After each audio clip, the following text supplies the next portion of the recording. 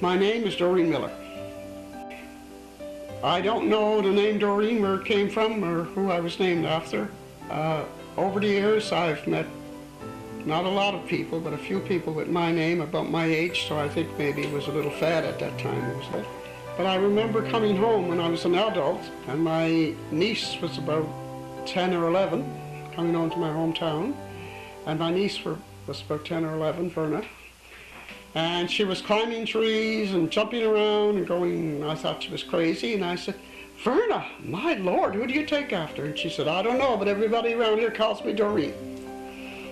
That's the only funny thing that at that time, I think maybe it was a little village, although it was in the Bay of Islands. And I grew up in a small town with 24 families when I was growing up.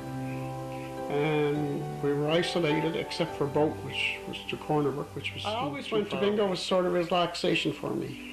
One of my first experiences was when I was young and I was in Labrador City, and my friend across the street went to bingo, and I would go a couple times a week with her, but I wasn't working, I didn't have my own money, and there was a special bingo coming up, and I said, well, I'd like $10. It was $5 then to go to bingo. And Bernice said, go up on the bed and cry, and your husband will come in and ask you what you're crying about, and then he'll give you extra money. So I tried that, and I went in and he said, what are you crying over?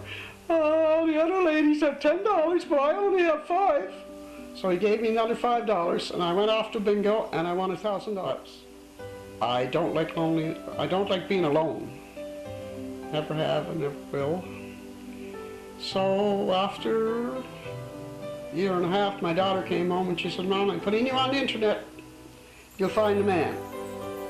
So I found a man from Pictou, Nova Scotia, Hal Miller. And Hal and I were married now 8 months, and we're happy together, and we care a lot for each other, and